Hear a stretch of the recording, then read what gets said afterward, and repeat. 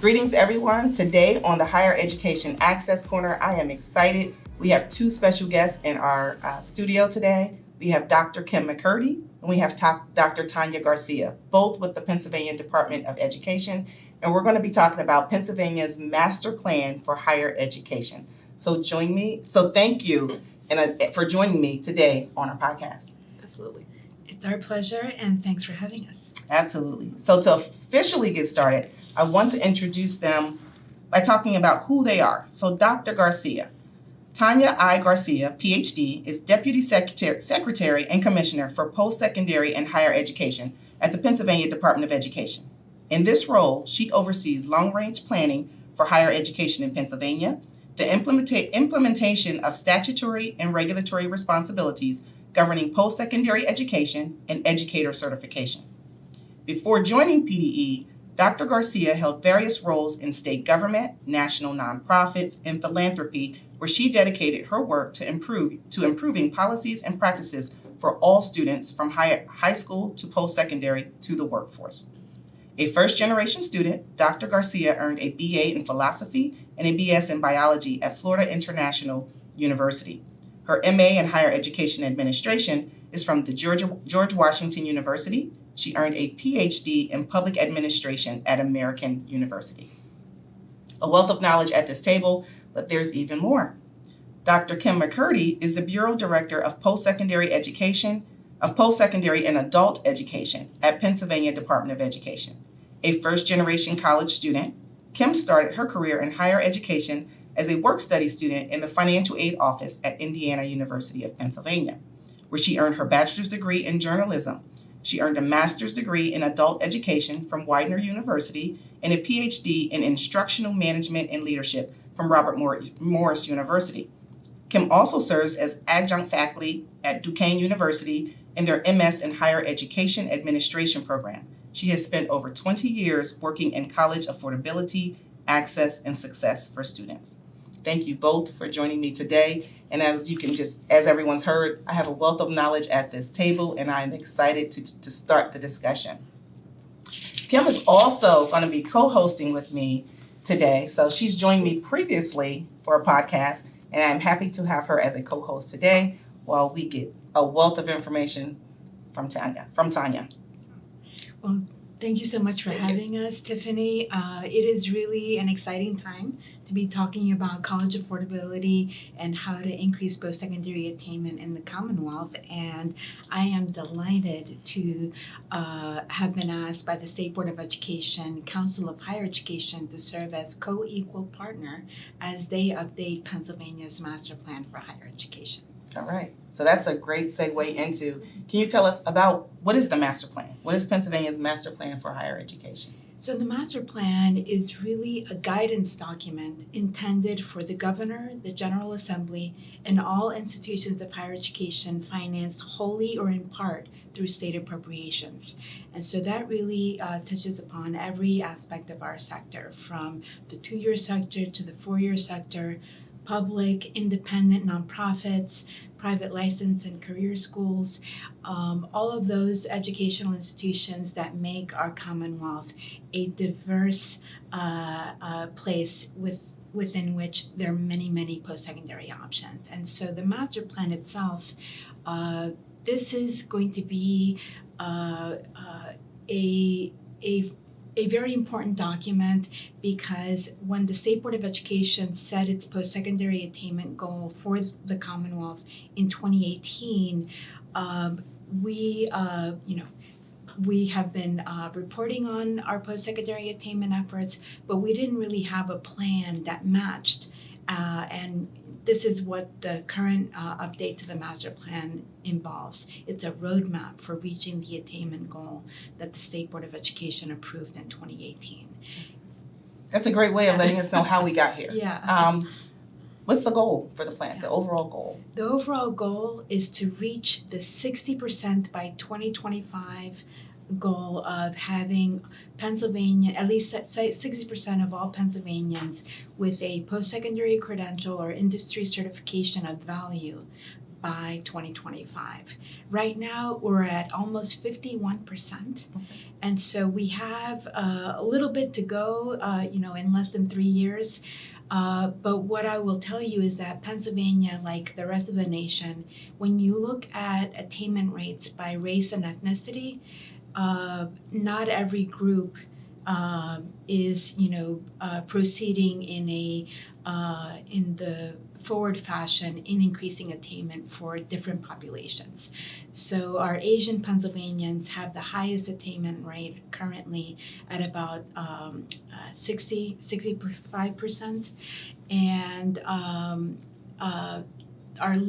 the groups with the lowest post-secondary attainment are Black, African American, and Hispanic Latinx Pennsylvanians, with about a quarter, 25% of each population having post-secondary attainment. So there are a lot of gaps by race and ethnicity, and of course that we want to create intergenerational wealth across all Pennsylvanians in every community, and so we have a lot of work to do in order to reach that 60% goal. We do. That's a lot too, and there's a big difference between, like you said, 25% and like 66%. Yes. With the Asian community. So there's a lot of work to be done, but hopefully we'll get there. And I think that's a good point to make when we're talking about data, or whether it's attainment for colleges or enrollments at institutions. We need to disaggregate the data. That's right. Because if we look at the disaggregated data, we can see those gaps a little more readily. Right. And I've always heard that, there are differences, but it's nice to hear someone actually give you the percentages, because it kind of really makes it have a bigger impact. And it's really important, it's for us to have this conversation, make everyone aware of it so that the work can get done. That's right, and I also want to add that attainment is different from completion and graduation, and so attainment represents the educational levels of state residents, and that's where Pennsylvania is at 51%. In order to increase post-secondary attainment, more individuals need to have access to, progress through, and complete the post-secondary credentials. So increasing credential completion is one of the priorities of this plan, because unless we increase credential completion, we cannot increase attainment. I totally agree on that. It's one thing to get them to the higher education institutions, but then to keep them there. That's and I think that's a whole other podcast. I agree. I think that's a really good segue into the strategic priorities of the plan, and I had the opportunity to work with you on this plan, and I think it's a phenomenal piece of work, if I do say so myself. But can you talk about the strategic priorities, and specifically maybe two of the key takeaways from the master plan that are salient to our conversation about affordability and post-secondary attainment? Absolutely. And so I'm going to focus on two strategic priorities. The third one, which is about increasing college affordability for all Pennsylvanians. And the fifth one, which is increasing transparency on the value of post-secondary credentials to individuals, communities, and the Commonwealth. And it's really important to focus on those two together, because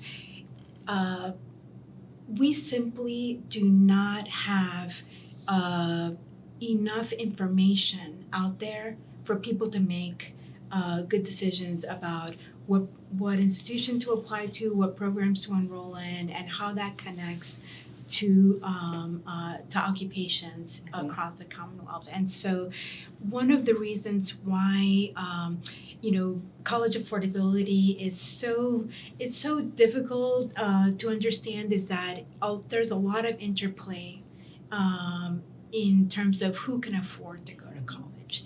And so many states invest in direct federal and state investments directly to the institutions of higher education. They also, federal, state, and institutions themselves also provide direct aid to students. We have to take into account how the policies at the federal, state, and institutional level improve and increase college affordability. And last but not least, we have to take into account the family incomes that enable some and maybe not all Pennsylvanians to make that decision to go and pursue a post-secondary credential. And so a lot of the focus that states have engaged in has really been a focus on family incomes, because over the last 30 years, more and more students and their families are having to pick up the cost of going to college because of differences in institutional operational budgets, differences in how the federal and state entities subsidize the cost of going to college. And so I really want people to understand that family incomes have not kept pace with inflation, and students and their families are really not in a place financially to really be able to afford to go to college. And so that's one of the main messages that this plan tries to get across. And so if you come from a family where at least one of your parents has a bachelor's degree or higher, your average income is about $130,000 a year. That is dramatically different than if you come from a family where neither parent has a high school diploma. Your family income is about $40,000 a year. So if you have at least one person in your family with a BA or above, your family income is 3 times higher. Right. And so that is the stark reality facing many Pennsylvanian families, and raising awareness about that and how hard it is for families to afford, depending on whether their parents were able to go to college, is one thing that I'd like more people to know about. And I think as boots on the ground, Tiffanie, as an access partner, you see this play out in real life. Every day. So can you maybe tell us a little bit about Sure. that? So one of the roles that we do is we talk to the students, we talk to the parents about higher education and funding. So a lot of the discussion that we'll have is we'll get to the parents, or we'll talk and have financial aid nights, and they express the frustration with, we want our kids to get this education, but it's so hard. It's hard to save because we don't really earn a set amount. And then you also have some of those households where the parents did get their degrees. They do have a bachelor's degree, but they're not working in their field of study. So they're not actually working in the jobs. I've also seen where sometimes those households who do have the families who have never gone on to higher education, they don't even have the resources or know how to direct their students to the resources. So even though you have things such as like the FAFSA application that they need to complete to see if they qualify for certain types of need-based aid, those households don't know about it, or they miss the deadlines, or they miss other things. So knowing that the information is there, knowing where to find the information, I see a difference in those households where they've never gone on to post-secondary schooling and those who have. At least they know about the resources, but it's still, for that middle income household, sometimes it's still a challenge because, like you said, the cost of the education continues to rise, but not at the same pace as their income. So we definitely see it. Exactly. And you read our bios. Both Kim and I are first generation students, and I didn't even know about the FAFSA until I was applying to graduate school. Wow. And so that I ended up with about $5,000 in debt from Fuller International University, and that was what I accrued in debt just by buying textbooks, right? And so I had 2 majors, biology and philosophy. Those biology textbooks are super expensive, and super heavy. and oh my God, are they ever? And so that I bring to work with me every day that first generation students today might be experiencing the same informational gaps, which is why that other priority of increasing transparency on the value of credentials is so important, because information is currency. And many people don't know that beginning in the early 80s, our economy, both in the nation and internationally, began to really place a premium on college-educated workers, and that's when everything started to change. And so in a 50 or 60-year period, we had a ballooning in terms of how many occupations were created in a 40-year period. So we had 3 times as many occupations in 2010 as we had in 1950. Wow.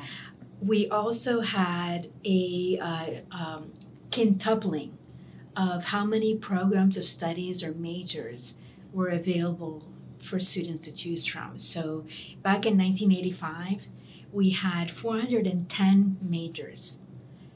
And by 2010, we had almost 2,300 majors. Wow. In roughly the same period, the number of colleges and universities doubled from 1,850 to almost 5,000. And the number of students enrolled grew 10 times. Back in 1949, those were some different times back then. We had 2.4 million students, and in 2014, we had over 20 million students enrolled in post-secondary education. Say that again. That is amazing. 2.4. From 2.4 to 20.2 20.2 million students. Wow. In a 60-year period. So when you multiply all of that together, and I'm not going to multiply that because I'm terrible at that, you have a lot of confusion as to which majors connect to which occupations and which college should I go to earn that credential that I now need to enter the middle class. And that's, it's not only students who are having a hard time navigating that.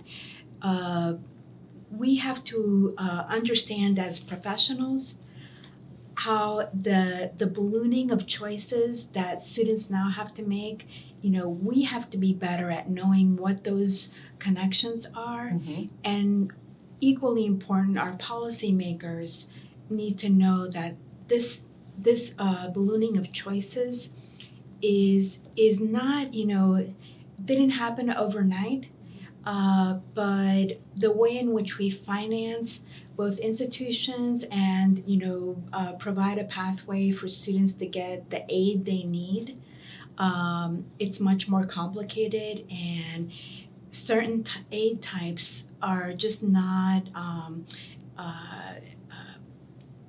amenable to the adult learners who are trying to get their post-secondary credentials to improve their livelihoods for themselves and their families, and also to make Pennsylvania's statewide economy as robust as it can be. And so there's a lot to unpack there in what I just shared, but the bottom line is that we need to equip ourselves professionally so that we can support students in the making of all of these important decisions, and that's one of my hopes, that the master plan is able to highlight all of these challenges.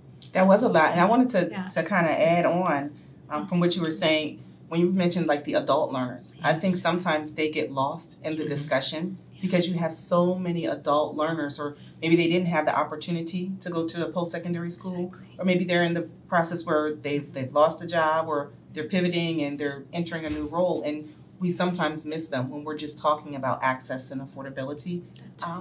And also for the younger students, you also mentioned that there are so many majors to choose from, so many programs of study that are out there. And in talking to the students, that's one of the things I get from them. They have no idea where to begin. And unfortunately for me, when I'm talking to them, that discussion really in their household doesn't kick in until their senior year in high school.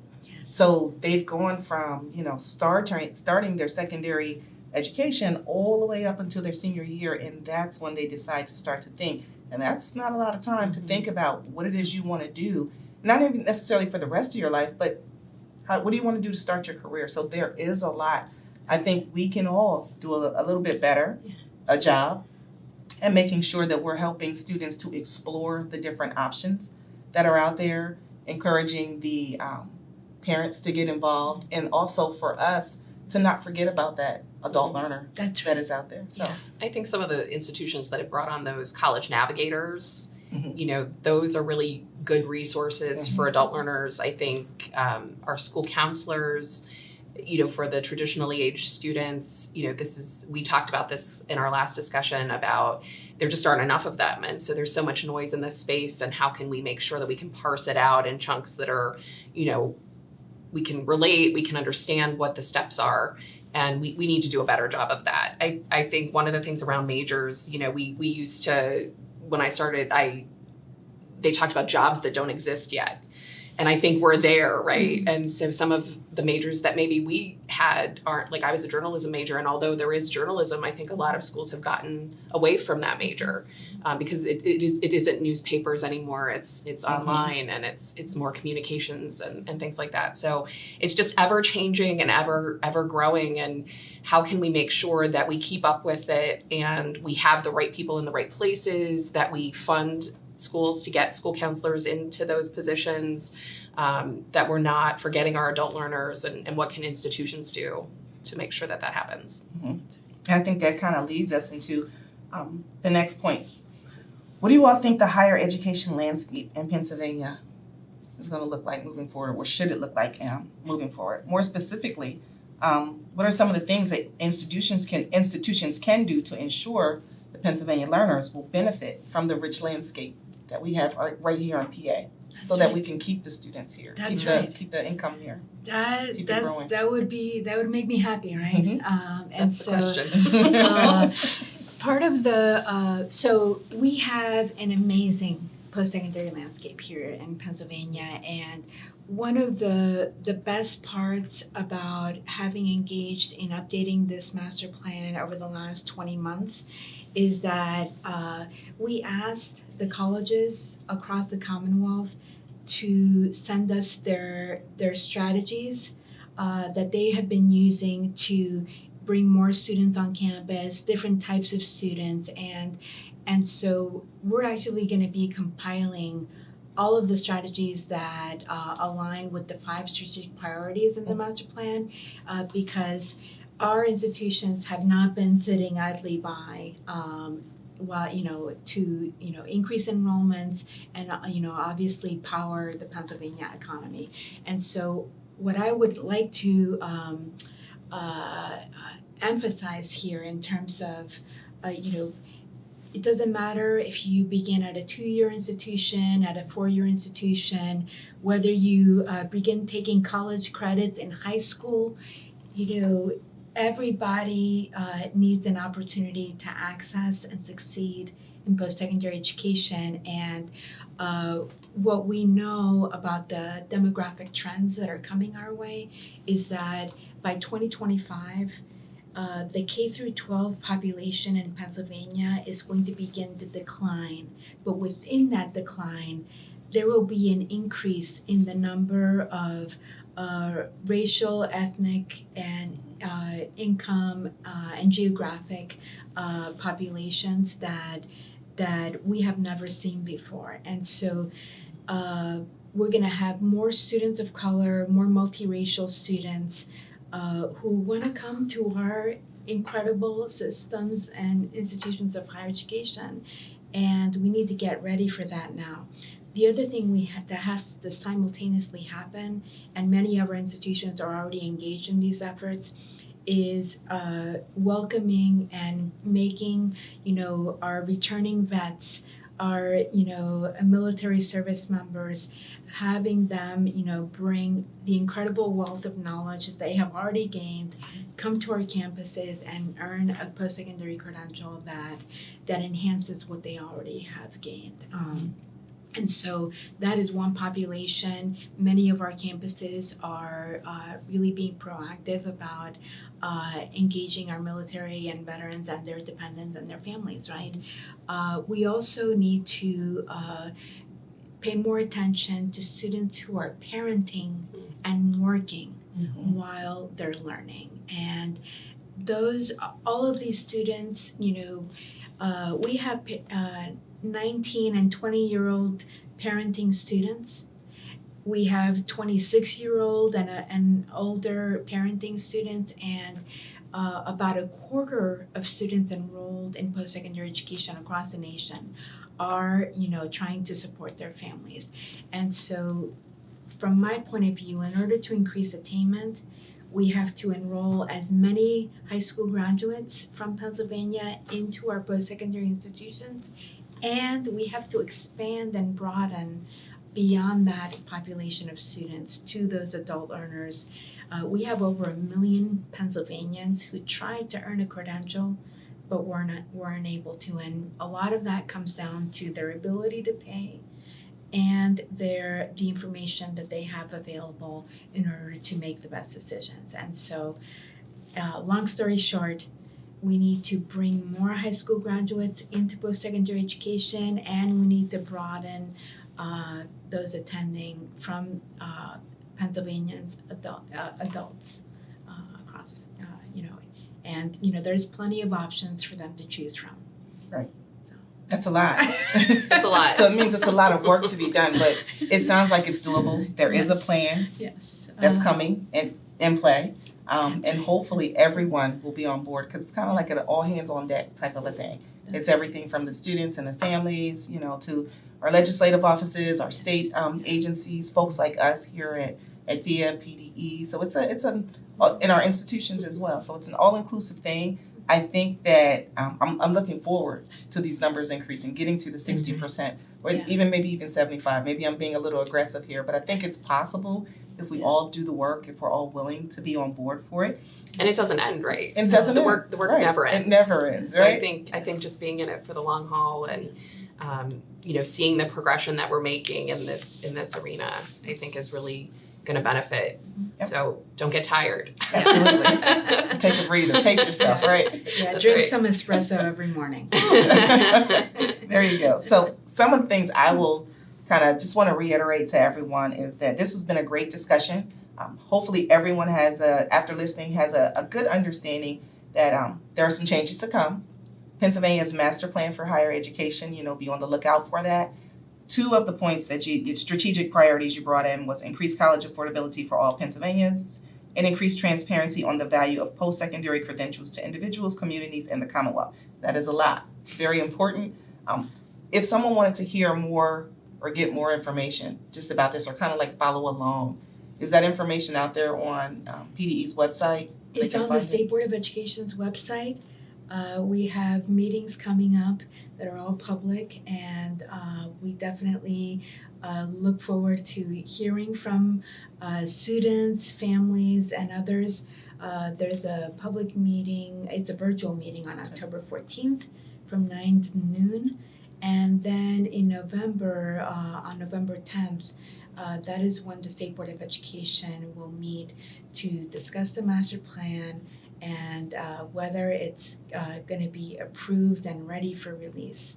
And so after that, the work begins, and we look forward to the November meeting and to the implementation and working with all of our institutions of higher education to make that happen. I'm definitely going to be following November 10th. Any other parting words? No, Either of you. Thanks. This was a great discussion again, and I appreciate the collaboration that we have with PHEAA. I think that it's a really good opportunity in Pennsylvania. We have a lot of professional organizations, a lot of entities working in this space, and so as much as we can collaborate, I really appreciate that. Thank you. I couldn't agree more. Thank you, All Tiffanie. right. Thank you again to Dr. McCurdy, excuse me, and Dr. Garcia. They are very busy, so I really appreciate you all coming and taking some time out to join me on the podcast. For those of you who are listening in, hopefully you all got a wealth of knowledge from them, and I also invite you all to tune into future partnerships that we have with PDE. We have some more podcasts coming up their way. But in the meantime, thanks for joining the Higher Education Access Corner, and we'll see you soon.